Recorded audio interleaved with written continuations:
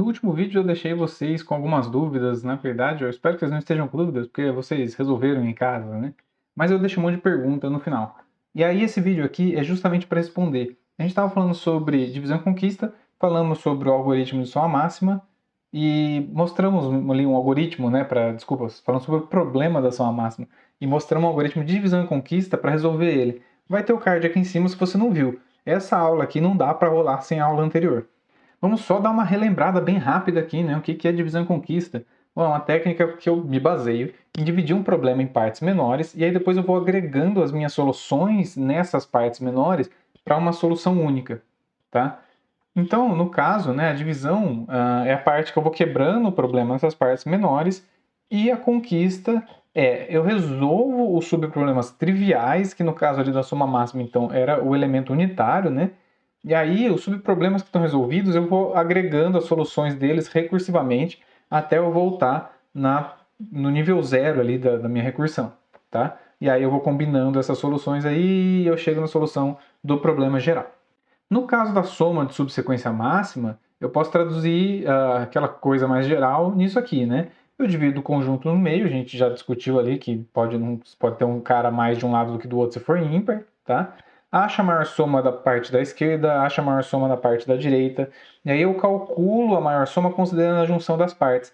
A junção das partes tinha a ver com a melhor soma da esquerda, a melhor soma da direita, ou a melhor soma que acabava de algum jeito, quer dizer, que continha, né, de algum jeito um elemento no meio ali, né, que não é nem na esquerda nem na direita, o invisível ali no meio, tá? Se não lembra o que é, volta na aula anterior.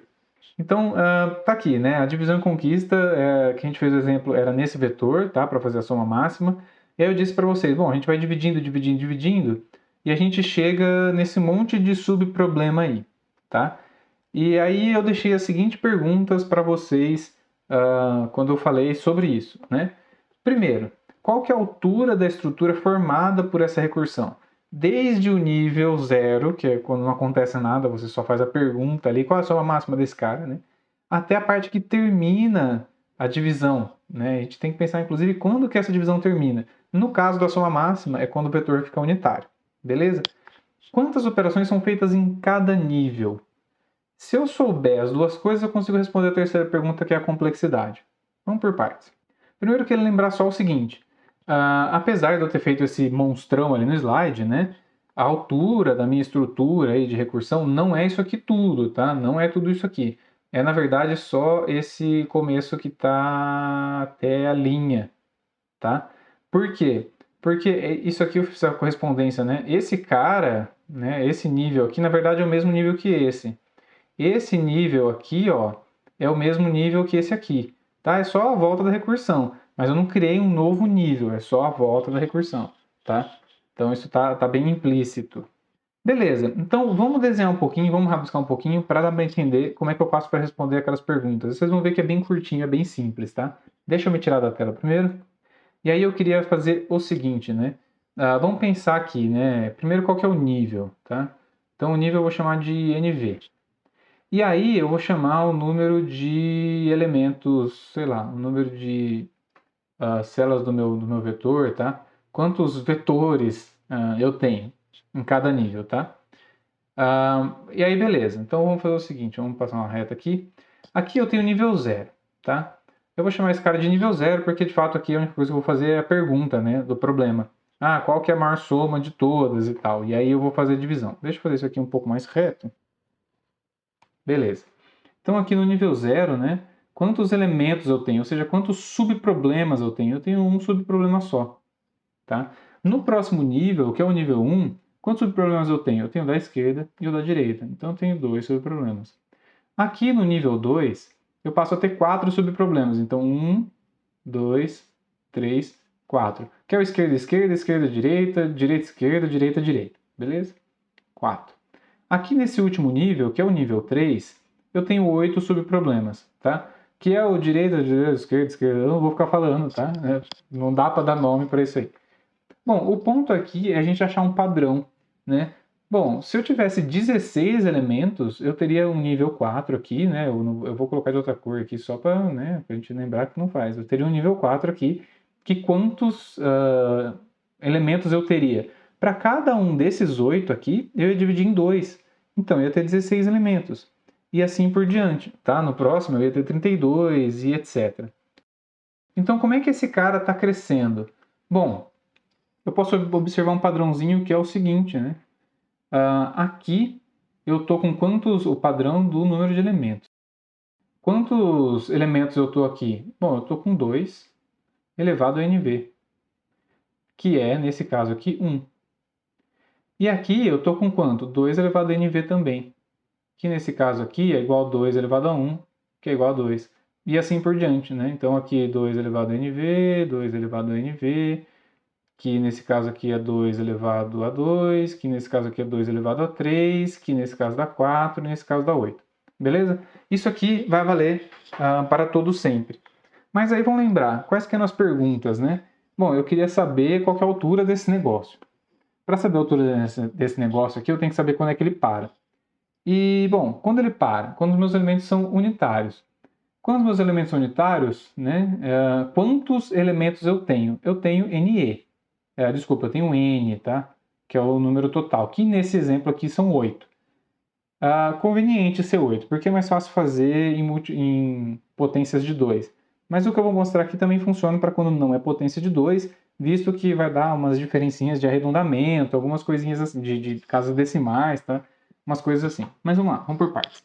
Uma coisa que eu consigo achar por causa daquele padrão que a gente viu ali do lado, é que não importa qual que é o meu N, né? Eu vou ter essa divisão aqui, etc, né? Não importando qual que é o meu N, eu vou ter sempre que N, número de elementos, é igual a 2 elevado ao maior nível aqui, né? Que esse maior nível, eu não vou nem deixar assim, eu vou substituir por altura. Então esse H aqui é de altura da minha árvore de recursão, dessa minha estrutura de recursão. Então, nesse caso, eu já tenho minha resposta, né? Quer dizer, ela já aparece para mim aí. O que eu quero saber é a altura da árvore, então ele está nesse H, né? Então, de novo, né? Por que eu fiz essa igualdade? Porque no último nível da minha recursão eu vou ter N elementos, e esse nível da recursão aqui é a minha altura da árvore de recursão, tá? É isso que eu quero saber. E esse N, em todo nível, né, corresponde a 2 elevado ao nível que eu estou. Beleza? É um pouco enrolado, mas dá para entender, né? Se falar de jeitos diferentes. E agora, quando eu tenho isso, como é que eu faço para tirar o meu H dali? Eu vou aplicar uma operação de log 2 dos dois lados, tá? Lembrando, para tirar isso eu faria um log 2 aqui. Mas eu só posso fazer isso se eu colocar o log 2 do lado de cá também, né? Então log 2 de n aqui. O que vai acontecer? Vai acontecer que log 2 de n vai ficar igual, esse H cai para cá, certo? Então isso aqui vai ficar igual a H vezes log 2 de 2. Só que esse cara é 1. Então a gente já tem a nossa resposta maravilhosa que a gente queria, que é H é igual a log 2 de n. Então eu estava falando, né? Quando não é potência de 2, o que vai acontecer é que isso aqui não vai dar exatamente log 2 de n, né? Vai dar uma coisinha um pouquinho diferente. É difícil diferenciar o meu H do meu N, né? O meu N tem perninha curta. Mas beleza, deu para entender. Então a gente já tem a resposta para qual que é a altura da minha estrutura aqui, né? Agora eu preciso saber quantas operações eu faço em cada nível. Porque aí basta multiplicar a altura vezes o número de operações que eu faço em cada um dos níveis. Então vamos pensar isso aqui também, né? Eu vou fazer de outra cor, vou fazer de verde. Quando eu estou nesse nível aqui, eu faço uma operação, que é a soma desse cara, 2, 3, 4, 5, 6, 7, 8 operações. Beleza. Quando eu passo desse nível para cima, a quantidade de operações que eu tenho que fazer bom, eu tenho que ver qual das duas somas é maior, né? Mas o que me pesa mesmo é aquela verificação de qual que é a soma para a esquerda que termina aqui e qual que é a soma para a direita que termina aqui, né? Quantos elementos eu verifico nessa parte da conquista do meu algoritmo? Bom, eu vou ter que fazer o ponteirinho parado aqui, olhando para começando aqui, certo? E também o ponteirinho parado aqui, terminando aqui e terminando aqui. Bom, eu fiz 4 operações aqui, mas eu também fiz outra aqui, né, nessa junção, que eu fiz mais 4. Somando tudo, vai dar 8 operações. E mais algumas coisas de if ali, só para eu ver os máximos, etc.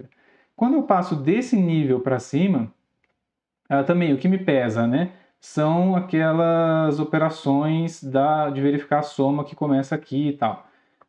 Então eu tenho que fixar um ponteiro aqui e ver a subsequência que começa aqui e termina no meio, começa aqui e termina no meio, começa aqui e termina no meio, começa aqui e termina no meio. Ou que começa no meio, termina aqui, termina aqui, termina aqui, termina aqui. Quantas operações eu fiz? 8 de novo. Na verdade eu não fiz exatamente 8 operações, mas eu fiz sempre um θ de 8. Bom, onde eu quero chegar com isso? Se cada nível da minha recursão eu faço um θ de n, então vai acontecer que a minha complexidade final, então lembra, t de n, é igual a h vezes um θ de n. Só que o h, ele é log de n, tá? Então o que vai acontecer é que o meu t de n, né, é a multiplicação dos dois caras, e o h de n é log 2 de n, tá? Desculpa, h de n não, o h é log 2 de n. Na verdade, ela é até big O de log 2 de n, porque sempre que eu multiplicar alguma coisa aqui, uma constante, né, eu vou ser maior que h, etc. Lembrem da aula de big O, né? Então eu posso falar simplesmente que esse cara eu tenho esse θ, na verdade esse cara é θ também, tá? Enfim, eu vou tirar essa notação de θ daqui, porque a gente não está entrando muito nisso, a gente vai entrar nisso quando a gente falar um pouco mais de divisão e conquista, tá? Mas o que é importante aqui é que esse cara faz n operações por nível, mais ou menos, tá? E são log de 2 n níveis. Então essa é a complexidade do meu algoritmo, beleza? E aí eu vou seguir aqui, ainda fora da tela, né, para mostrar como ficaria um pseudocódigo desse cara, né? Bom, se eu traduzir isso aqui para C, para Python, fica bem fácil, né? Mas eu estou pensando aqui ainda em complexidade, né? Então, onde está o meu T de n? O meu T de n é o número de operações que essa função aqui vai fazer, tá? E ela é baseada, então, naquela contagenzinha, né, de operações que eu vou fazer aqui. Mas como está em alto nível, então eu faço uma contagem bem alto nível também. Então isso aqui vai fazer O de 1, né, operações. Isso aqui vai fazer O de 1 operações. É constante, tá? Na verdade não é uma operação, que é uma, a subtração é duas, enfim. Né? Aí você soma mais uma aqui por causa da atribuição, mas é constante, então eu estou pondo 1, beleza? E o que acontece aqui? Bom, esse cara aqui, quanto que ele vai fazer? Ele vai fazer t de n sobre 2. E esse cara aqui, quantas operações vai fazer? T de n sobre 2. Eu não sei quanto que é t de n, mas eu sei que esse cara vai fazer metade das operações que esse total aqui vai fazer, certo? Na verdade, dado que isso aqui ele trunca, né, essa divisão ele trunca para baixo, o meio, então esse cara aqui, se não for exatamente uma potência de 2, esse cara vai fazer arredondado para baixo, e esse cara vai fazer arredondado para cima, tá? Mas isso aqui é bem menos importante, tá? O que importa é que vai fazer mais ou menos t de n sobre 2 operações em cada um. E aqui no final, quanto que ele vai fazer? É aquela combinação, é aquela soma que eu falei para vocês que faz um θzinho de n, tá? Aí então nesse caso aqui, eu chego que t de n, ele é igual esse aqui, então, só para... não vou colocar aqui 1, vou colocar uma constante, beleza? Constante 1, constante 2. Tá?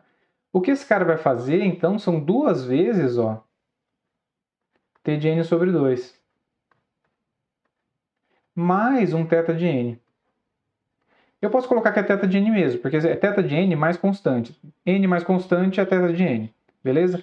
Então, essa daqui ó, é uma relação de recorrência para eu poder calcular a minha complexidade de uma outra forma, tá? Essa aqui é uma outra ferramenta para calcular a complexidade. Existem vários jeitos de eu resolver essa relação de recorrência aqui. Se você não viu relação de recorrência, vai ter material a mais, tá? Eu vou fazer isso em outras aulas. Se você já viu, tenta resolver esse cara. Uma forma de fazer isso é pelo método de substituição. Eu troco n sobre 2 por n aqui, etc. Veja onde esse cara termina, que a gente já viu isso no slide anterior, que tem aquele padrão do 2 elevado aí. E aí eu consigo chegar num caso base, né? O caso base lá é quando t é igual a 1. Esse cara faz uma constante de operações. Beleza? E aí vocês tentam calcular, então, quanto que dá isso aqui. E por hoje é só. Não sei se a aula ficou curta ou longa. Demorou para fazer, mas na edição provavelmente ela vai ficar bem curtinha. Então, beleza. É isso. Eu não sei porque esse slide está sem nada de tchau. Então eu vou fazer um desenho aqui para vocês. Isso aqui eu sei desenhar com essa rosinha. Sorriu. Deixa eu fazer um cebolinha.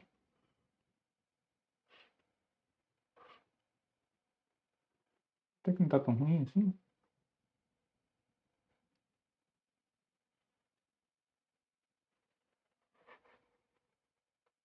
Já ficou ruim aqui, não. Não tem nariz. Eu não lembro como câmera de cebolinha.